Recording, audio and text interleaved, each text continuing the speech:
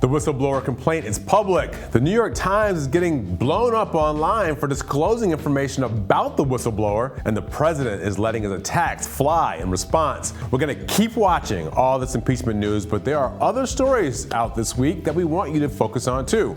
Here are a few things you might have missed. Facebook is coming clean about being hands-off of politicians' posts. AOC unveils her plan for a just society. And the Republicans are attacking a congresswoman's wife for wanting to go to marriage therapy? I'm Jamal Simmons, and the crazy just don't stop. Here's why you should care.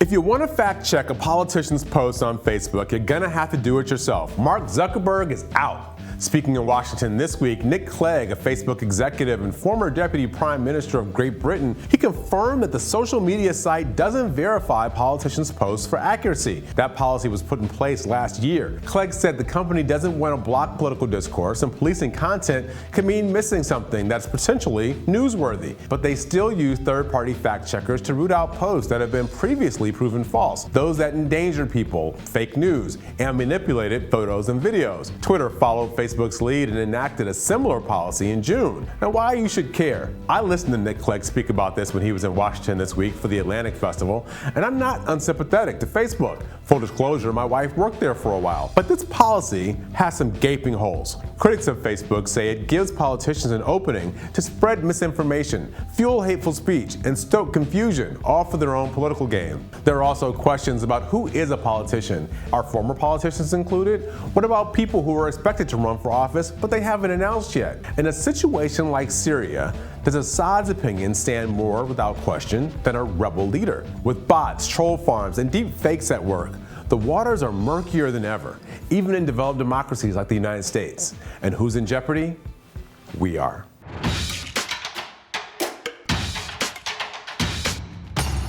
Freshman House Democrat Alexandria Ocasio-Cortez rolled out her most ambitious legislative package since the Green New Deal. She calls it the Just Society proposal. According to her website, it consists of 6 distinctive policy projects, 5 bills and 1 resolution, aiming to confront economic and societal inequality and to benefit people in need: workers, tenants, communities of color, and immigrants. Let's focus in on her plan to tackle housing affordability, which she argues is a growing crisis in the U.S. You would not know that our country is posting record profits because 40 million Americans are living in poverty right now. So we're not talking about paying for somebody else. We're talking about getting our own rent under control. We're talking about not getting fleeced by our own landlords. AOC proposes reforms like establishing national rent control, limiting annual rent increases to 3% of the average rent, funding tenant counseling for those undergoing eviction proceedings at the state and local level. I could have used that back in the day. Regulating landlords and eliminating restrictions on housing assistance. These are just some of the things AOC is proposing. Here's why you should care. Housing affordability is a growing dilemma in our country. According to the National Association of Home Builders and the Wells Fargo Housing Opportunity Index, peak housing affordability was reached in 2012 with a score of 76. By the third quarter of 2018, that score plunged to 56. That means 56% of home sales were affordable. And their 2019 index projects home affordability will fall below 50. It all stems from increasing economic inequality. According to Pew Research, despite the fact that the U.S. unemployment rate is as low as it's been in decades, wage growth barely moved since the 1970s.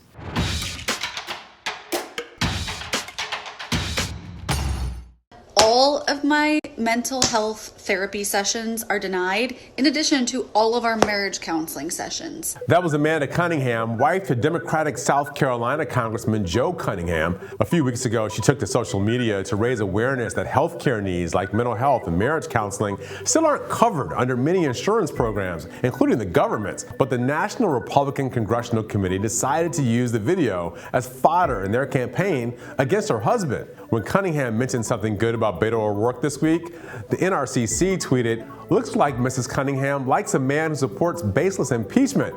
Wonder if this will come up in Rep. Cunningham's marriage counseling." Petty. Here's why you should care. Republicans are attacking Cunningham's wife for oversharing. They're attacking her for complaining that their mental health needs aren't covered by their health care plan. They're even making light of the fact that the couple's going to marriage counseling. Hey, Republicans, they got a club for people who should probably go to therapy. It's called Everybody. And if you get health insurance, it should probably cover mental health coverage. I get making fun of rich and powerful people. We do it here too. And I know the salacious joy people get from knowing intimate details about these people. But can we leave that to the gossip pages and entertainment websites? Should political parties make fun of candidate spouses? Remember when Melania Trump and her team basically plagiarized a speech by Michelle Obama at the GOP convention? Everybody seemed to move on. We are all gonna have to decide where the line is in politics. Maybe personal details about spouses and kids ought to be on the safe side of that line. Thanks for watching Hill TV on YouTube. Be sure to click subscribe and hit the bell so you know when we post new videos. And head to thehill.com for all the latest political news.